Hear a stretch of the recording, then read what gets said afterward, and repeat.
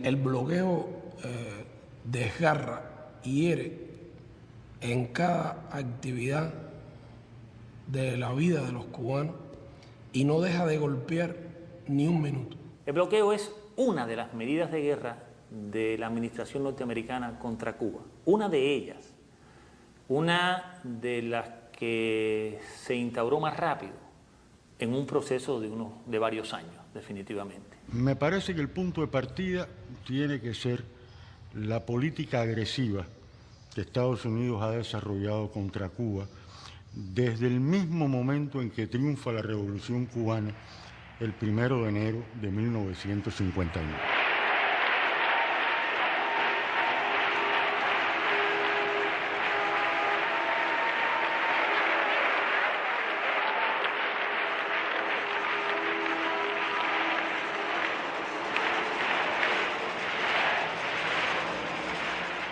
Cae el régimen de Batista. En la noche del 31 de diciembre, aunque algunos se fueron unos días antes de los jerarcas de aquel régimen, esta gente se va llevándose plata. El New York Times publicó un editorial donde reconoce que esas personas que se fugaron de Cuba al caer el régimen de Batista se llevaron consigo físicamente los valores del Tesoro Nacional cubano. ¿Usted ha visto un centavo de ese dinero? Jamás ni extraditaron a los ladrones, ni devolvió el gobierno de Estados Unidos un céntimo. De manera de que no hay la menor duda que el primer golpe, y uno de los más severos a la economía cubana, lo propinó el gobierno de Estados Unidos. Yo diría que antes de que se instaurase el poder revolucionario en Cuba. 23, Guantánamo Sugar Company. 24, United Fruit Company. El bloqueo comienza como una idea de la administración de Eisenhower por derrocar a Fidel Castro en un plazo de 6 semanas. Definitivamente no lo cumplieron.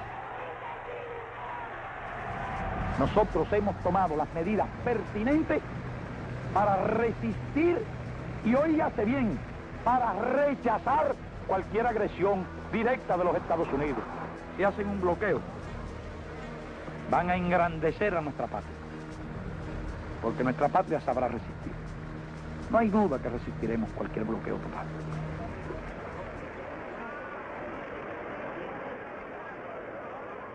Y en ese mismo periodo comenzaron a surgir las primeras medidas del bloqueo.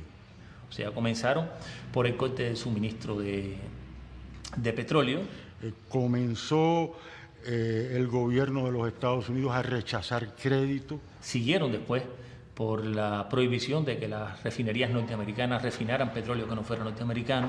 Comenzó a reducir la cuota azucarera. Después suprimieron la venta de partes y piezas a las empresas cubanas. Imagínense ustedes, estamos hablando de un sistema industrial en los años finales de los años 50, inicio de los años 60, donde prácticamente toda la tecnología que había en Cuba era una tecnología norteamericana. O sea que hubo una conjunción en el tiempo entre los actos de sabotaje y los atentados y el inicio de las medidas económicas restrictivas contra Cuba. Cuba dependía en más de un 70% en su comercio del comercio con Estados Unidos. Cuba vendía a Estados Unidos más del 60% de su azúcar. Por lo tanto, en la lógica de la guerra, era una medida racionalmente pensada, intencionalmente dirigida a derrocar un gobierno. Hay un memorándum interno del Departamento de Estado donde un funcionario describe lo que ellos se proponen hacer. Este es un memorándum que no se conoció en aquel momento, que fue el año del 60. Este documento viene a conocerse en los años 80, años 90, cuando fue desclasificado. En ese memorándum, este funcionario que hace un análisis de lo que significarían esas Y no estamos hablando ni de Torricelli ni de Helms-Burton, estamos hablando de las primeras medidas, los primeros pasos. Faltaba un año para la invasión de Playa Girón, faltaba un año para que Fidel anunciara que en Cuba había una revolución socialista. Decía, la mayoría de los cubanos apoyan a Castro. Era el documento preparado para el presidente. No existe una oposición política efectiva. Reconocía el hecho de que la revolución cubana tenía, como tiene hoy, un inmenso apoyo popular. De otra manera no habría podido sostenerse. El único medio previsible, decía, para enajenar el apoyo interno es a través del desencanto y el desaliento. Hay que lograr crearles desaliento, desencanto, basado en la insatisfacción y las dificultades económicas. Debe utilizarse prontamente, decía el subsecretario, cualquier medio concebible para debilitar la vida económica de Cuba, negarle dinero y suministros a Cuba, para disminuir los salarios reales y monetarios, a fin de causar hambre, desesperación y el derrocamiento del gobierno. La esencia de la política del principio ha sido golpear al pueblo, dañar a la gente, hacerla sufrir como medio de combatir a un gobierno revolucionario. Hay que apretarlos tanto, hay que meterle tanto vapor a la caldera hasta que estalle.